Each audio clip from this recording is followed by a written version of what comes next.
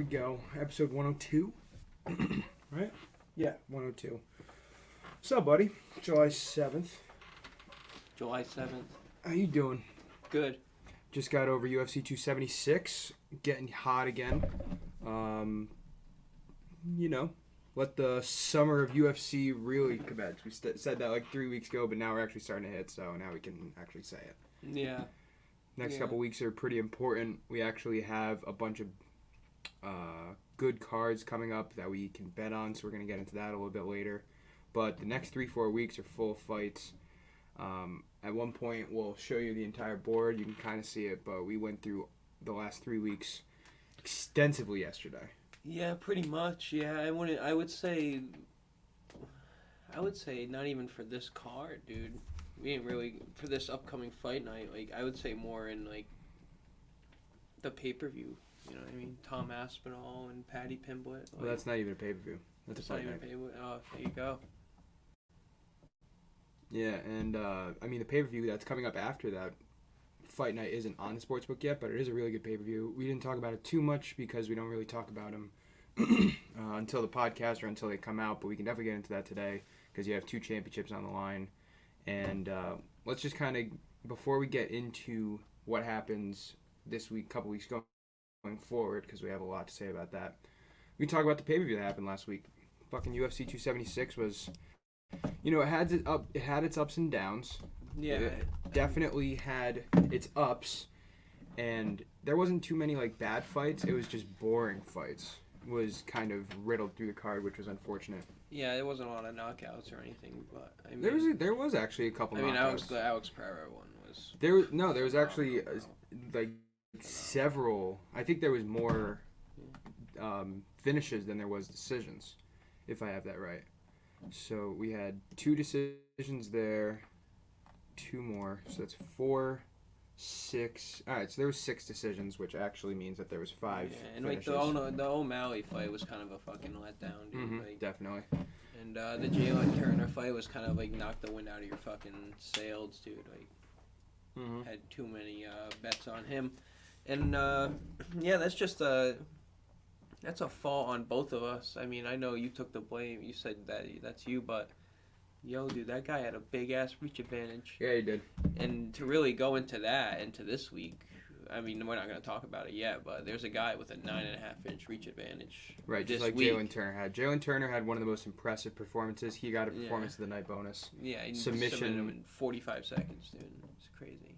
Yeah, and it was. I want to say it wasn't a rear naked choke. It might have been an arm triangle, maybe. It might have been a rear naked choke, actually. Yeah. But yeah, Jalen Turner's got a performance bonus. Alexander Volkanovski got a performance bonus in his title defense, which we'll talk about shortly. And Alex Pereira got a performance bonus. Yeah. So the 3 big names that did end up winning, maybe Jalen Turner not so much a big name, although he's kind of trending that way. He just got ranked. He's now number 14 in the lightweight division. Yeah. 5-0 since going down a division from welterweight. 5-0 with 4 finishes in lightweight. Now is ranked. He's going to be a name that we're going to talk about for the end of the year. I bet he has another fight, probably around that top 15 mold, and it's going to be really exciting to see who he goes against. Yeah, you think Sean O'Malley, Pedro Munoz fight again? Round 2? I don't think that fight will get booked just yet. I think that it should, but I want to say that O'Malley is like past it already. Like he was already kind of celebrating. Like, right. And he tweeted. He was celebrating it, but here's the thing: I thought he was losing the fight. Definitely. You thought he was? Yeah, he was getting outstruck. Munoz definitely won the first round, and then it was like a split in the second round. So yeah, it's hard to say, but I wouldn't be impressed with O'Malley, dude. Like I know, like dude, it's like comes to a point where like you gotta bet against the name. You know what I mean? Like kind of with like Sean Strickland and Pereira, dude. Like you bet against. And when you talk about name. that fight, O'Malley had such a reach advantage, and Pedro Munoz has the experience. He's been in, I think it was 8 top 15 fights before that, and O'Malley, this was his first top 15 fight. Yeah, I think so. And I don't mean obviously he had fought Chito Vera, who was ranked, and he fought Raulian Paiva, who used to be ranked, but this was his first ranked versus ranked fight. Yeah. So this is the first fight that like you could say legitimately mattered to his ranking status, and It was at least an even fight. I shouldn't say that he was losing, but we were looking for something more. He had a hilarious moment. I don't know if you caught this on Twitter later because they've been showing it nonstop, but Pedro Munoz went for a spinning back kick and missed. And then Sean O'Malley just does like a pirouette spin and like gives him a fucking look like this. It was pretty funny. Yeah, I remember that. Yeah, I've never seen that live. But let's talk about the big fights. Obviously, we talked about how Jalen Turner had a first round submission over Brad Riddell. That was a very impressive win. Yeah, it was. Dricus du Plessis had a very impressive win over Brad Tavares, the returning Brad Tavares, in which du Plessis dominated rounds 2 and 3 to a decision win. That was very impressive. Who else do we have? Andre Muniz absolutely dominated Uriah Hall. Domination. And he obviously dominated him on the ground, but Andre Muniz beat Uriah Hall standing, which was super impressive. I did not think he was going to be able to do that. Impressive, and it had me nervous. Yeah, it did have you nervous, but at the same time, he was out like Uriah Hall total strikes. He had 24 total strikes, 6 significant strikes the whole time. Yep. I mean, Muniz just outclassed him standing, and Uriah Hall is supposed to be one of the best kickboxers in the world. I thought it was super impressive. Obviously, he has the youth on his side. He has the momentum on his side in his career.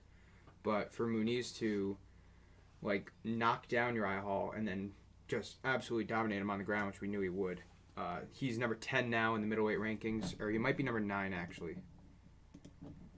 Number 10 in the middleweight rankings. And I've been calling this guy a fucking top tenner for a while. Glad to see that he's finally there. I'm excited to see Andre Muniz. Yeah, I know he's good. Definitely impressed me, man. Definitely impressed me. The ground game is what makes him dangerous. You know what I mean, it takes his it makes him top 5 worthy. You know what I mean? It's a mixed martial artist. You know.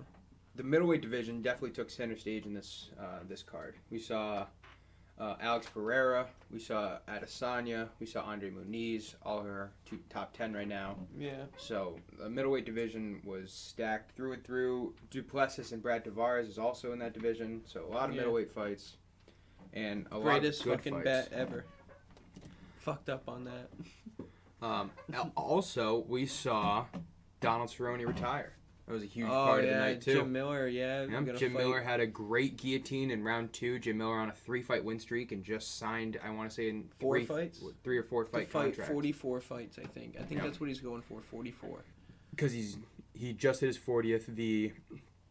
The combined fight experience in that fight was 78 total. Because that was Cerrone's 38th fight and Miller's 40th. So you're never going to see an experienced fight like that again, which Miller even called out. It was a really cool fight to see.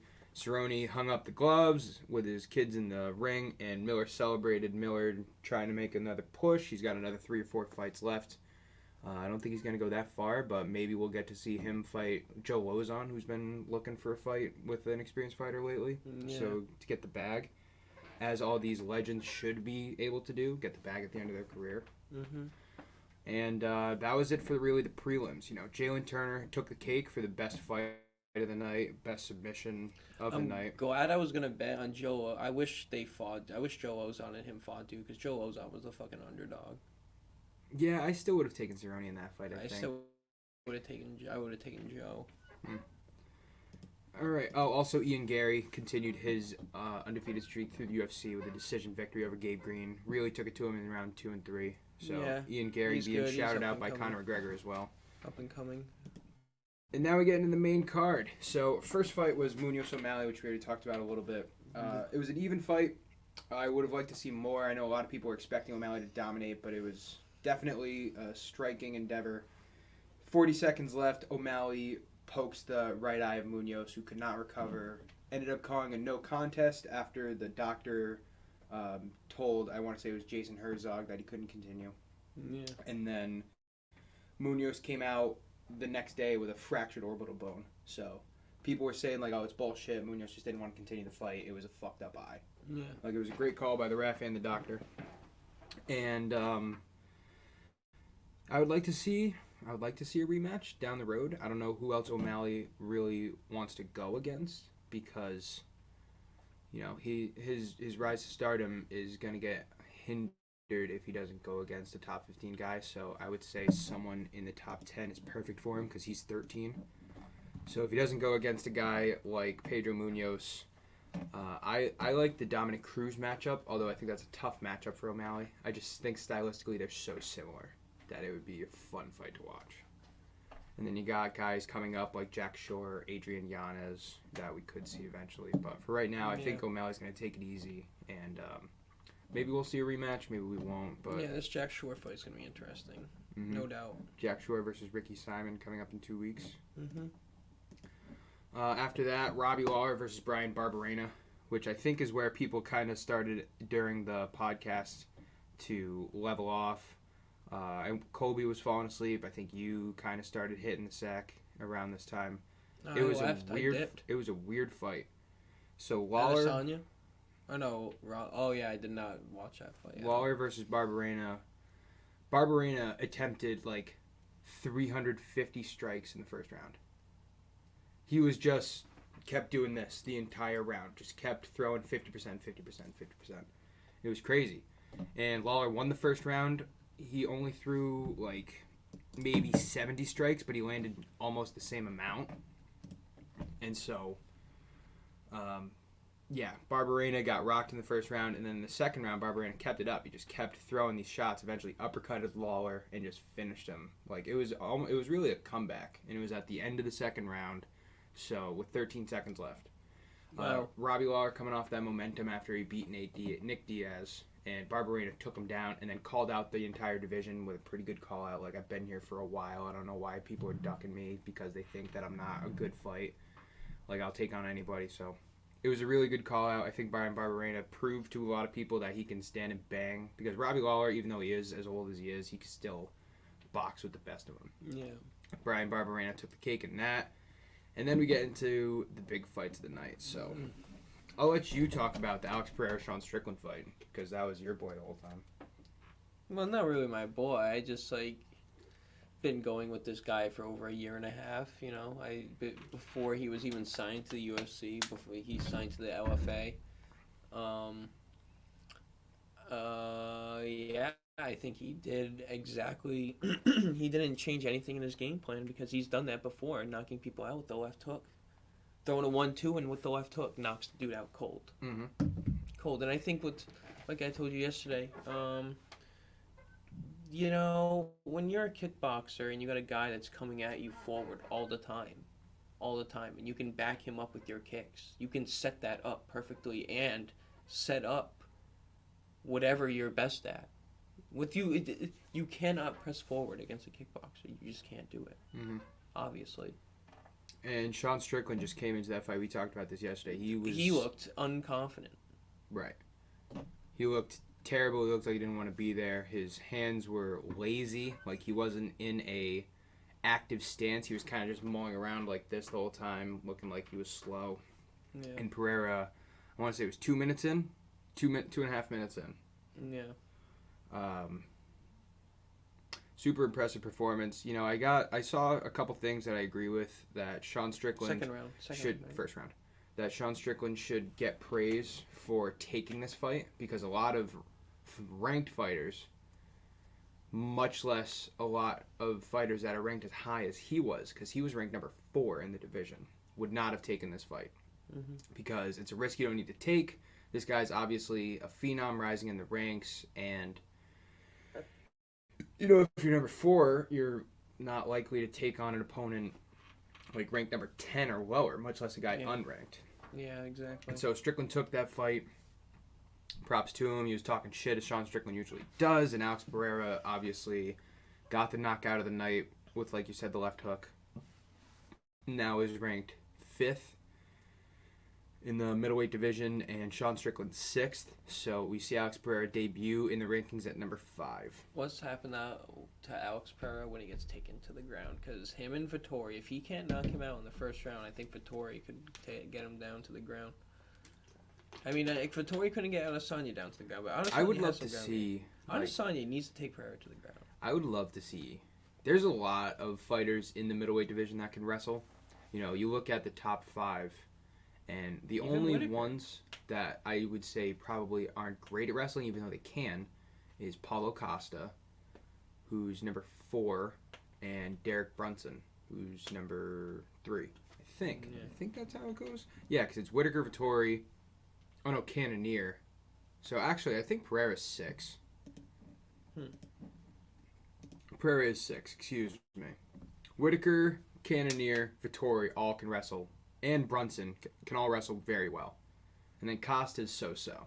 Yeah. So Pereira against any of those stylistically is not a great matchup. I think Cannonier would be his best bet because Cannonier can wrestle but doesn't go to the ground a lot. Yeah. Yeah, I mean, I think he's going to have faced Adesanya. It's just, when does Dana White want him to? I think that's the next fight. The dude wasn't even ranked yet. I think that's the next fight. I really do.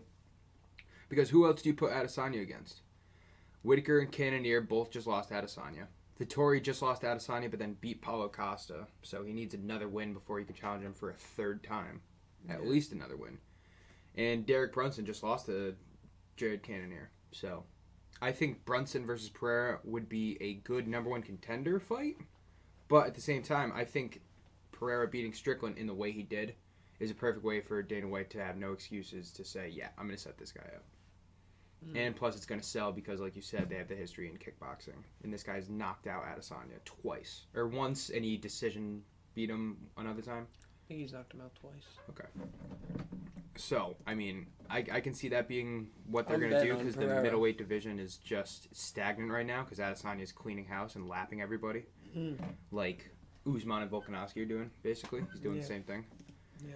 And I don't foresee Adesanya moving up to try to challenge light heavyweight again anytime soon. You know, and that would be his only other recourse.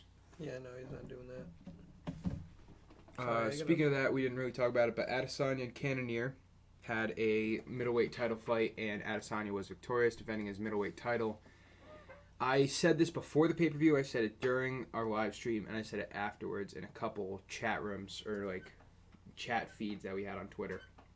Adesanya is the most skilled, smart, and boring champion, striking-wise, in UFC history. I really believe that.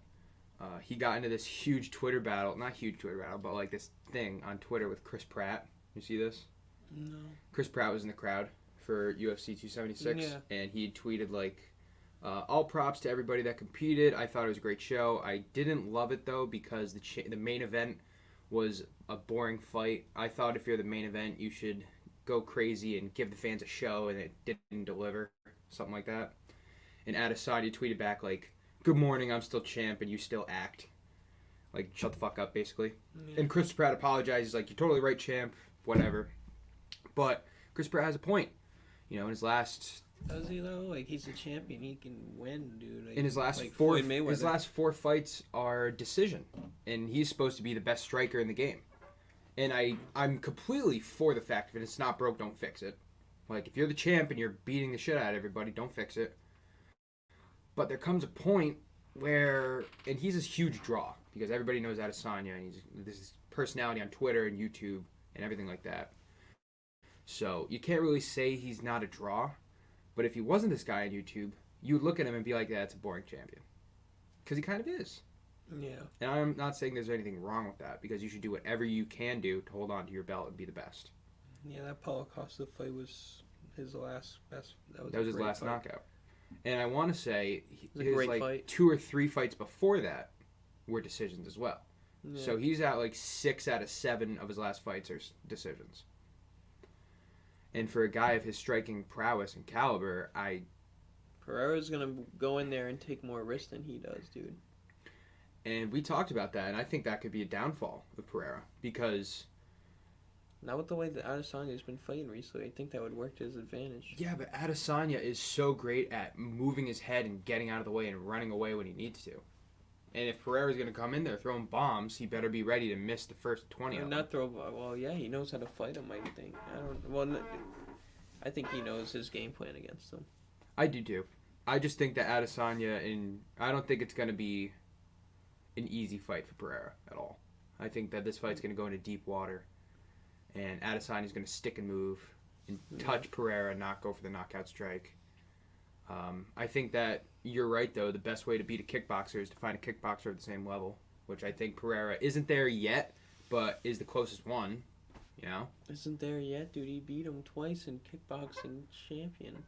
I agree with you, but it's going to take me a little bit more to see him in the UFC octagon before I say that he's as good of a kickboxer as Adesanya is. Just from the way that Adesanya sets everything up in the octagon. And I get that he's beating him in kickboxing. You said he was a boring fighter. He is a boring fighter. He's still a great fighter. He's still smart and technical like we've never seen before, though. Yeah, except his last 7 fights. 6 fights. You can be smart and technical and go to a decision. That's what I've said. He's just boring.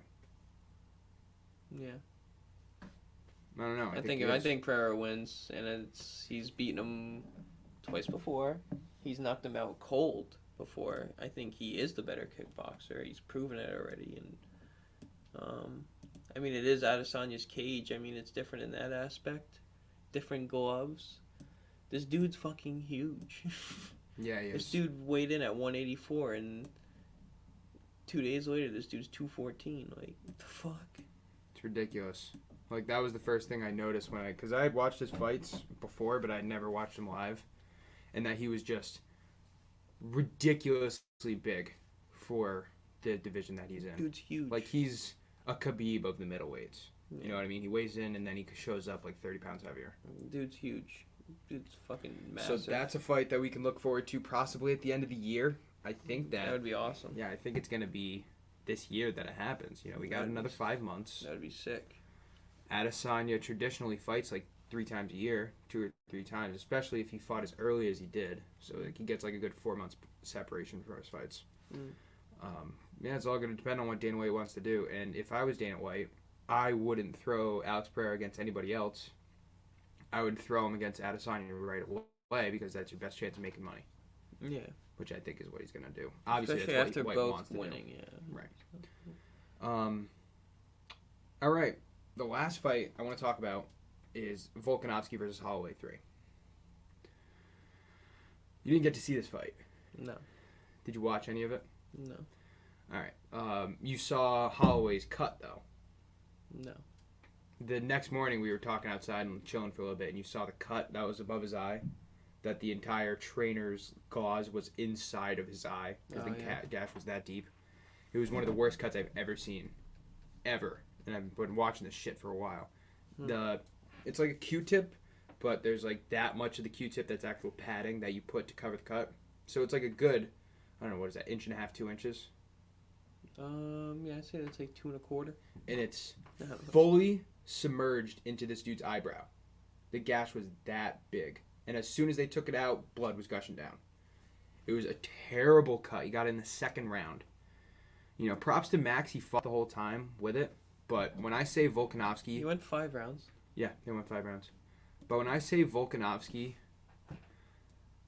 like, it was... I don't want to say it was as one-sided as Holloway Qatar, but it was fucking close. Like, Volkanovski beat the shit out of Holloway, standing the entire time. And you're talking about a guy who's 4 inches shorter than Holloway. Now, granted, his reach was longer, because Volkanovski has a ridiculous reach. Yeah. But Volkanovski, I'm going to read you, Volkanovski had 199 significant strikes to Max's 127. Wow. He had 204 strikes to Max's 164, and he had 53% significant strike percentage, 54% total strikes. Wow. It was 50-45. I want to say one judge had 50-44. Just put the trilogy to bed. Because, you know, I'm one of the people that said the second fight, I think Max could have won it. Like, I think that it was really fucking close. That's why in this fight, I was like, well, probably going to win, but fuck Holloway, especially with what he did to Qatar and what he did to Rodriguez and Ortega. Like, shit, it's going to be close. It was not close at all. The first minute was close. After that, nothing. Max had no competition for Volkanovski. Right after the fight, he says he is going to move up to lightweight and challenge Charles Oliveira for the title. And he wants to defend both belts, which we've never seen before. Every super champ, double champ, always takes the second belt and then stays in that division. And they don't go back and forth. I think he can beat Charles, bro. I saw an interesting. You see the poll on Twitter? No, I haven't. Have you seen it? People are favoring Charles. I know. We were talking about that yesterday. Yeah, but that's when people lose money, and then you bet on the other dude. I saw a thing yesterday that that's what happened. They had the top 5 lightweights in their heights compared to Volkanovski. Because Volkanovski's 5'6", 5'7". Yeah. Oliveira's 5'11", Poirier's 5'9", Makhachev's 5'11". Like, all these guys are way bigger. But then I did a deep dive, and I'm like, how much does that really matter? Oliveira has a half-inch reach advantage on Volkanovski. 4 inches taller, 4.5 inches taller. He has a half-inch reach advantage. Poirier has an inch disadvantage against Volkanovski. Makhachev has an inch disadvantage against Volkanovski. I do. Now, I still believe Makhachev's the fucking dark horse in this division. I think that... Makhachev might be him. He's not... He doesn't sell as well as Oliveira versus Volkanovski fight. Like, he's not the big draw, but he's the boogeyman of the division. Like, no one wants to fight him because they don't want to go to the ground with this guy. Obviously. Which is why I think Oliveira-Makhachev should happen first. That should be the lightweight title because the lightweight title is vacant right now. Oh, that's right. Yeah. There's not even a champion right now. So I think it should be Oliveira-Makhachev. Makhachev's on an 8-fight win streak. Obviously, any lightweight championship is with Oliveira in it. Not gonna happen. But goddamn, I want Volkanovski versus Oliveira. Dana White is going to have what's his face, Makhachev, face Beneil Dariush. Yep. Dude, Beneil Dariush. Everyone forgets about Beneil Dariush. When does anybody talk about Beneil Dariush? I've talked about Beneil Dariush. No, I know we have, but like nobody talks about Beneil Dariush. He is. Like, Daniel Cormier and Joe Rogan ain't talking about Beneil Dariush. Right. Fucking, they're talking about... He's another one of those guys. He's not a draw, but he's effective. He's another one of those guys. He's a big boy. He's a boring fighter. He's a big boy when he fights, dude. He wrestled Tony Ferguson the 3 rounds and just kept control, which is great. But you're not going to do that against Makhachev. That's great. That's really... that's a big boy. It is. Makhachev versus Dariush is going to be very interesting because depending on what the number is, I think that fight will be standing more than we probably expect it to because they both have great wrestling, so they might. I don't think Makhachev would try and go to the ground, dude. It could be. I'm sure he will. He's going to submit him. Yeah, I'm sure that's what he's going to look for, but I think they're going to try to stand for a while, and I think that both of them will be able to execute good takedown defense. Khabib has all his people go for submissions, dude, because it adds to his legacy and to his name and to his wrestling ability and to them to just practice on one thing of going for an armbar or going for a choke. Understood. I really think that's their mindset is to submit people. I think that... Because they're not really good strikers. Also, your ankle eye of... So, I was thinking about this, right? I asked you this yesterday. I said Volkanovski or Poirier. Or Volkanovski or Oliveira. And we both said probably Volk. Right? Yeah.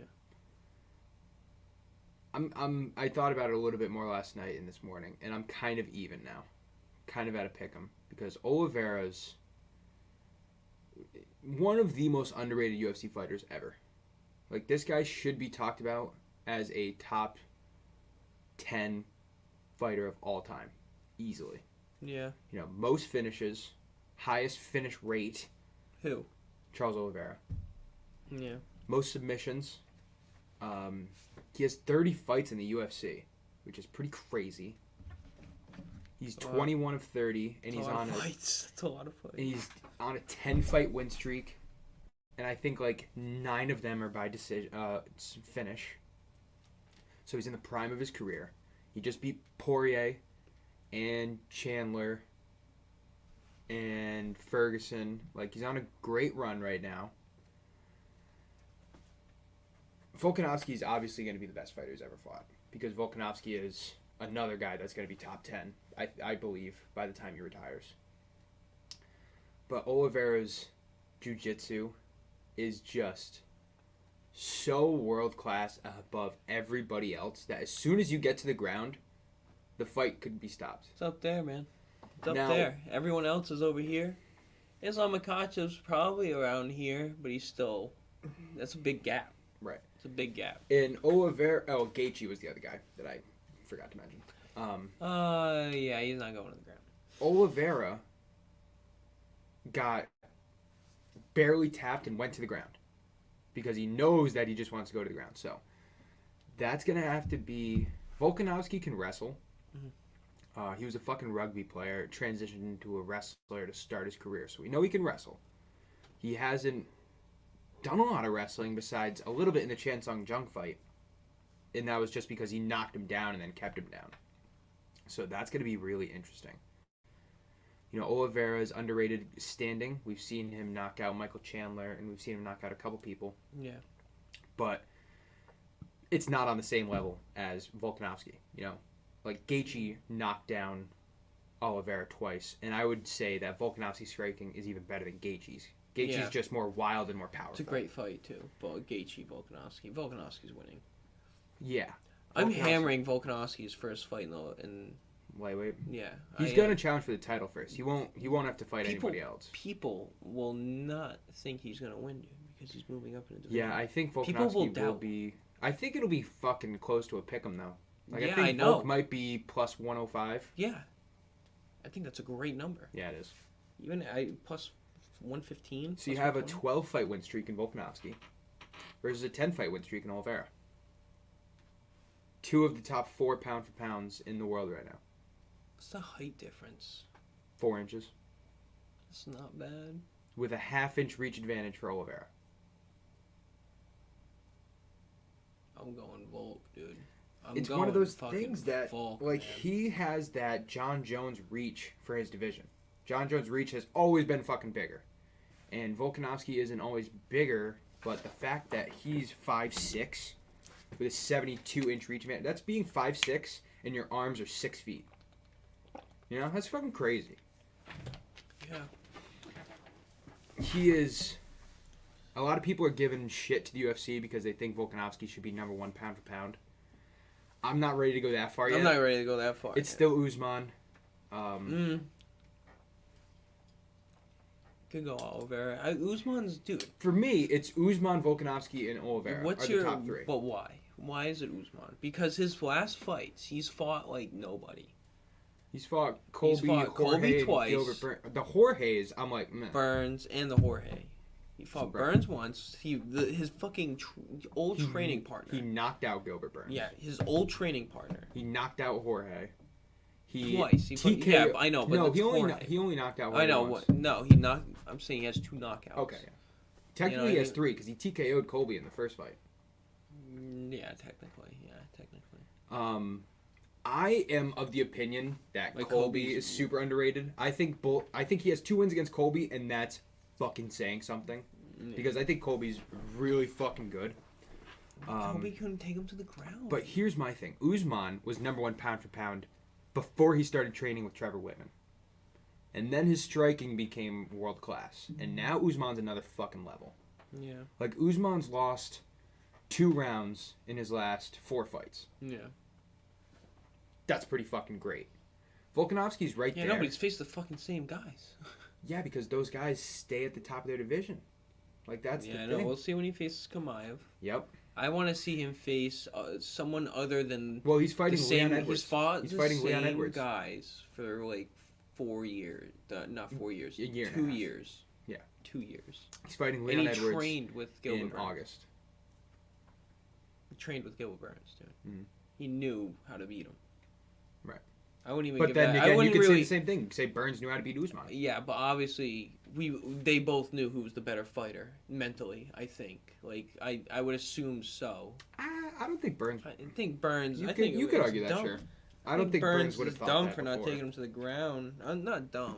I shouldn't say that. It's kind of harsh. I would say not smart. That's another thing you could say about Usman.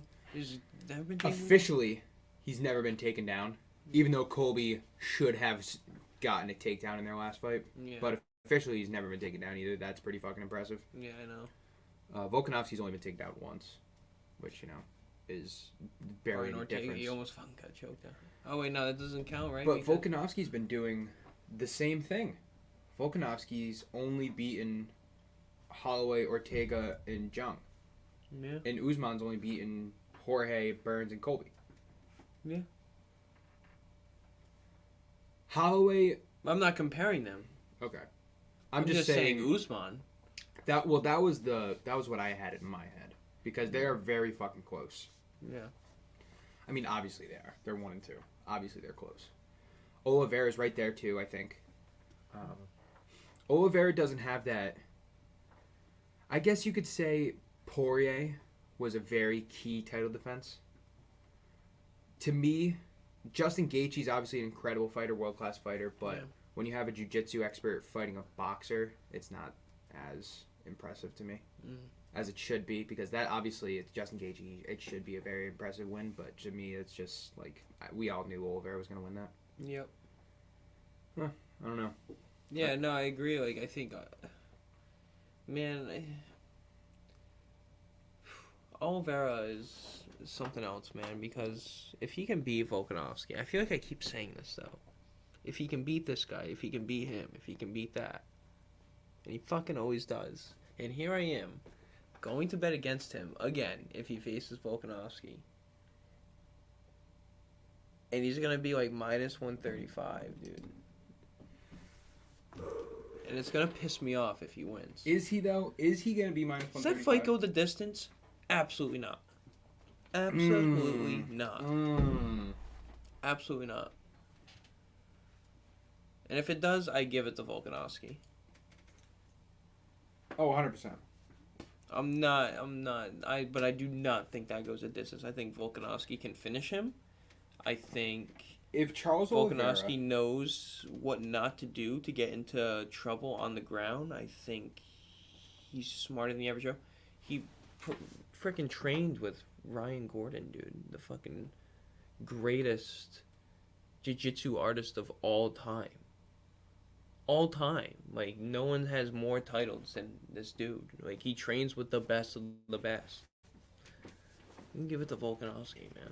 If Oliveira couldn't tap out Chandler with a cinched-in rear naked choke, and if Ortega couldn't choke out Volkanovski with a cinched-in mounted guillotine and then a rear naked choke, is Oliveira going to be able to tap out Volk? You know what I mean? Tell you one thing, if he can tap out Volk, it says a statement on this guy's jiu-jitsu. The winner of that fight should become pound for pound number 1. Obviously. Yeah. Yeah. You're double champ. You're Well, no, only Volk would be double champ. Yeah. Like, yeah, I know. That's what I mean. You're double champ. You should be the fucking pound for pound number 1. Right. But even if Oliveira beats him, yeah, I think he should still be. But I mean, I say that, and then there's like Amanda Nunes or whatever. Yeah, but the UFC separates men and women for pound for pound. I think it's hilarious that, I mean, I guess I agree with it, but the women's pound for pound, number 1 is Shevchenko, number 2 is Nunes, number 3 is Pena. Yeah. It's interesting, right? Yeah, I don't know what I'm interested to see what the number is gonna be on. I'm telling you, Nunes is gonna be like minus 600. You think so? That was what it came out as the early odds. Oh, the NHL drafts today. Ooh, drop everything. Drop everything.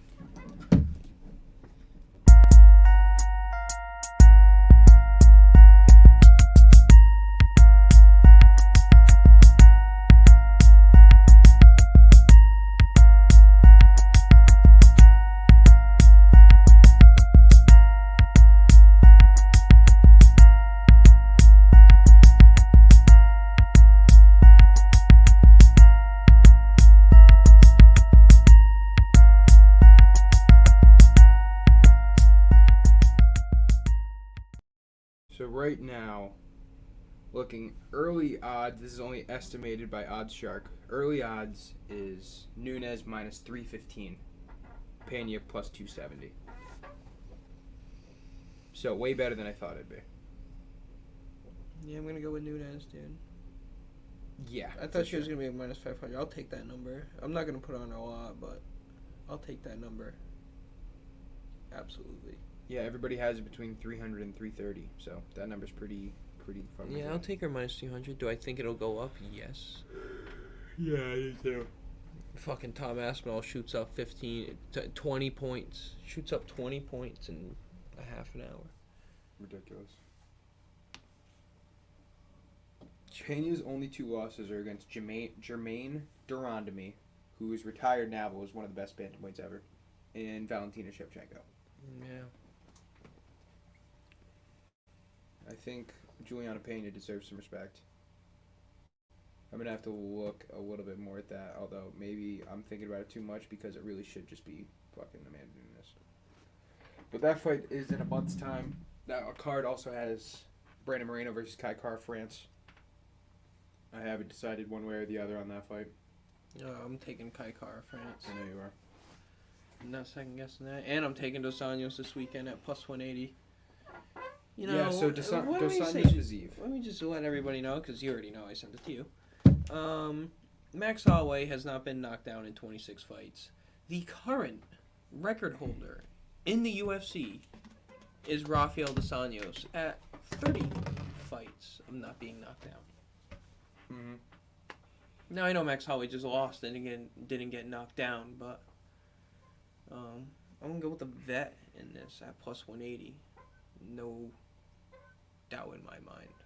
I've seen so many people contradict themselves on Twitter of Dos Anjos has the cake on the ground. Rafael Fiziev will take down Dos Anjos and keep him down. Dos Anjos will be able to submit Fiziev. Fiziev won't be able to be submitted.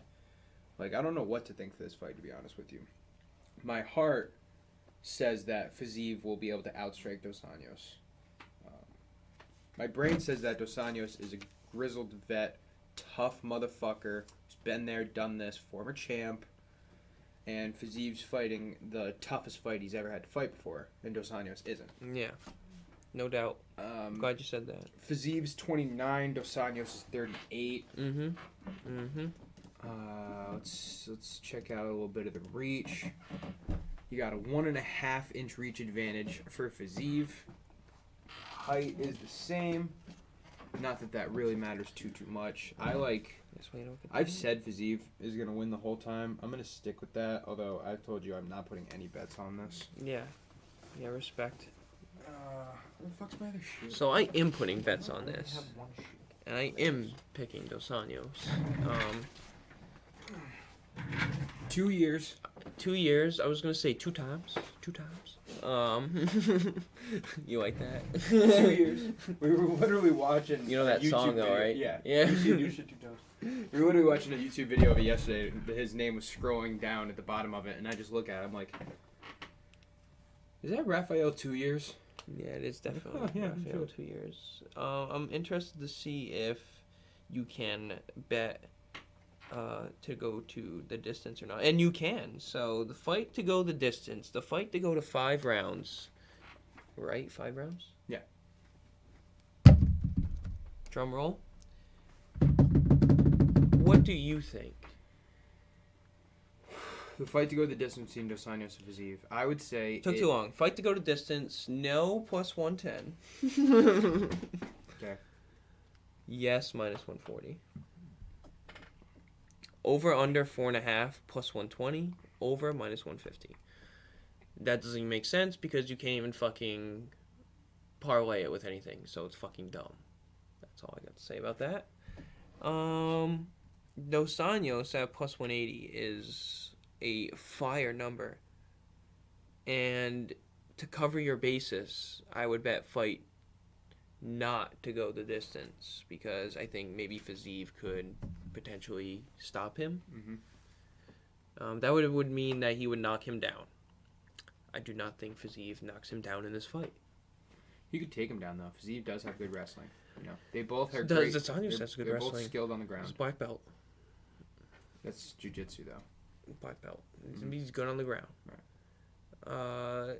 Fiziev. This is Fiziev to win by decision is plus 140. Dos Anjos to win by decision is plus 350. Fiziev to win by Dos submission. Anjos to win by decisions plus 350. That I like. I like that a lot. That's a great bet. Dos Anjos to win by KO plus 1,000. Fiziev to win by KO plus 220. I don't think that is a bad bet. The hell you looking at? It was some guy swimming with dolphins. Well, majestic. So, it's not even this is gonna be a tough fight night to really get down. I feel like, but I feel like we're hot right now. So I think like we can definitely make some moves. I like Saeed.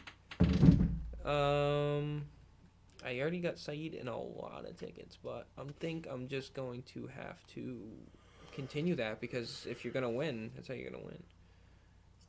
Yeah, Saeed Nurmagomedov takes on Douglas Silva de Andrade this week in one of the opening fights of the fight night this week. Yeah. Other fights that are pretty big is Caio Borralho versus Armin Petrosian in the middleweight division. That's going to be a really good fight. There's a lot of prospects in this card. Kennedy, Nzechukwu. I got that down. Wow. Minus 130. Great bet. That's the guy that has the 9.5-inch reach advantage. Riding that wave. 100% after what I just saw.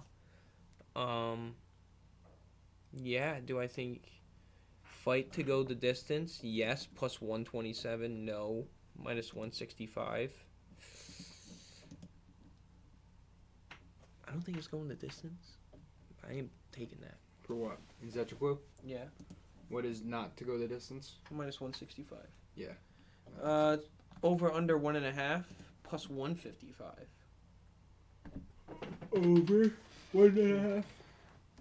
I kind of like this too. Nzechukwu by KO plus 220. Mm-hmm.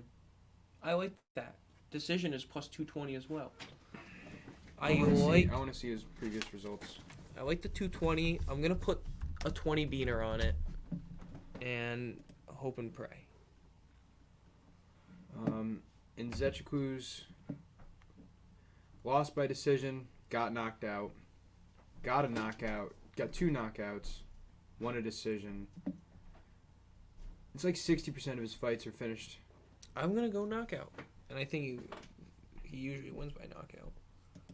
Wow, in his last fight, he outstruck the guy by 30, but he got taken down once, and they called it for the other guy. That's kind of a shit loss. That was the fight that they were saying, the guys we were watching last night, that they were saying they thought he won. And Nzechukwu is... So, if you count that as a win, his only loss is to Da-Un Jung, who's the guy I was telling you about, who's fighting Dustin Jacoby, that I think is going to fuck up Dustin Jacoby. So that's a really good loss to have. I think I'm going to take you on that pick. Da-Un Jung. I remember that name. Da-Un Jung's really good. Carl Roberson, mind you, is on a 3-fight losing streak in which he got finished in all 3. Interesting. Yeah. The more and more I look at this, the more I like Nzechukwu. Minus 135 still? Minus 130. Nice. Imagine that. Yeah, so I got a 5-teamer chefing up here, Zachary. Just this card. Zach's fine. Huh? Zach's fine. No, Zachary. Drapo. Kennedy Nzechukwu. Ricky. I know you don't really like Ricky. Don't know his last name. Don't know how to say it. Turquoise. I don't know. Borralho, Cynthia Cavallo, and Saeed Nurmagomedov. 5-teamer plus 721. I'm going to stay away from Calvillo. You're going to stay away from Calvillo? Who else did you say? I took her on a couple tickets already that I don't like. Or I think I just have one, actually, with Calvillo. If you don't like them, they're probably the right choice then. Because the bookie fucks with your head. I don't know about that. I'm telling you. I don't like Douglas Silva de Andrade. Should I pick him? Yeah. Against Saeed? Yeah, pick him. Okay. Yeah, I mean, they're all... I mean, if I was going to pick one that I lose, it would be the one that you don't want in there, and it's plus 392. Nzechukwu, Ricky, Barlow, and Saeed. Barlow, you know. Barala. Yeah. Caio. Whatever. Caio Barala's another great prospect in the middleweight division. He's going to be very close to being ranked if he wins this fight. If he knocks out Petrosian, I think he might get ranked. Yeah. You like this bet?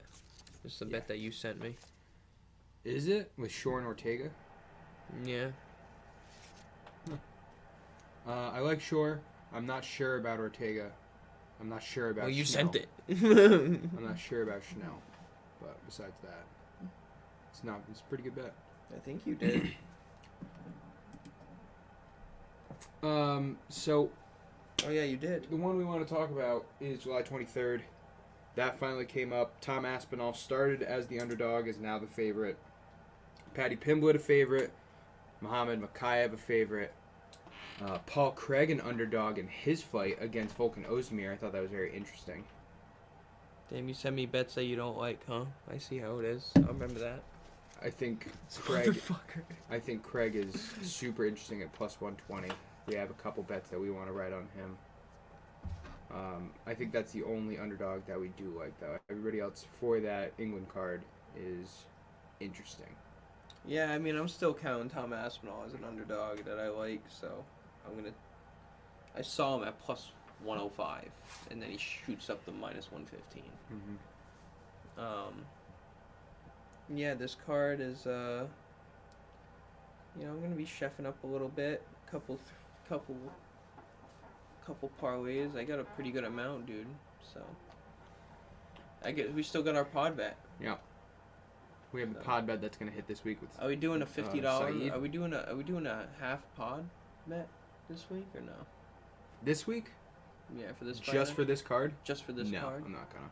No. There's not enough fights I feel strongly about because I'm not betting on Dos Anjos. Or no, we can for this weekend next week. We can do it for 3 weeks. Because we don't have. But the one that we wanted to do for 3 weeks is like almost all for the England card. Yeah, no. But if you were to add Saeed to that, like there's some stuff that we could do. I would be. I don't think I'm gonna put in a pod bet until July 23rd. That's what I'm gonna do. Like I think I'm gonna do a pod bet for. So you're not gonna add them all in. You're not gonna. I'm gonna make bets for all 3 weeks, but I'm not gonna do a huge bet. Mm. But I'm gonna do a pod bet for July 23rd and the pay-per-view. Because by the time July 23rd rolls around, the pay-per-view will be on the bookie. Yeah.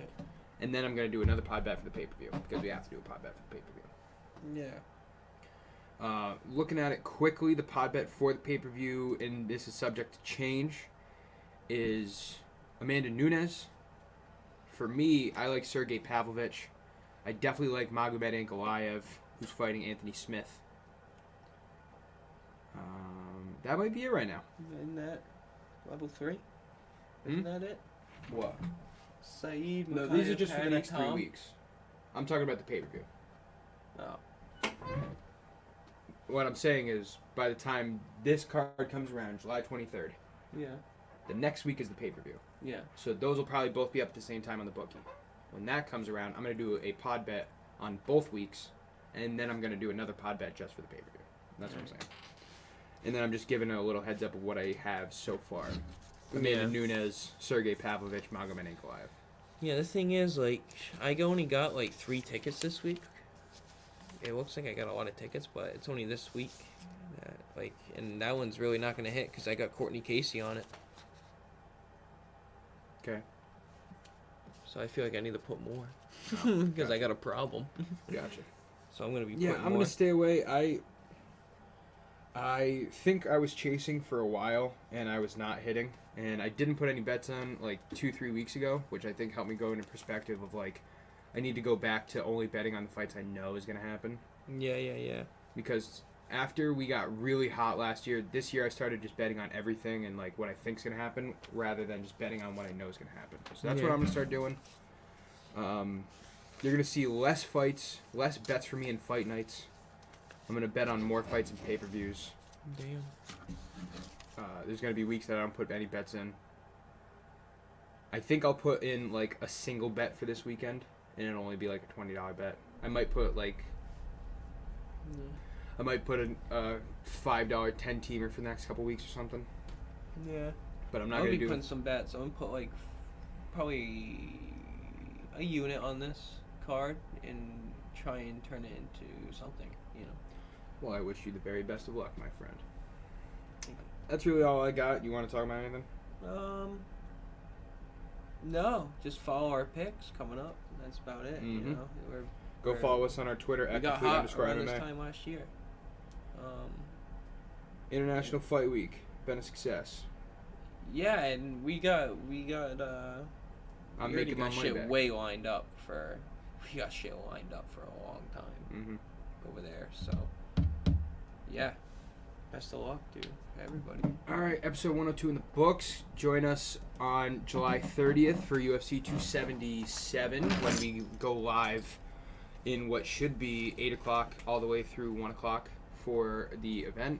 Check us out every Thursday night at 7 p.m. for our weekly podcast. Go follow us on our Twitter at @complete_MMA. Go follow give us Fans Always Sports, and there's many social media accounts. Yeah, give us a like and a subscribe on the fucking YouTube. Mm-hmm. Let's get it for the fucking algorithm. And I hope everybody's doing well it. in summer bets. So Like thank it. everybody for tuning in. We're out of here. We'll see you next week. Like it, subscribe.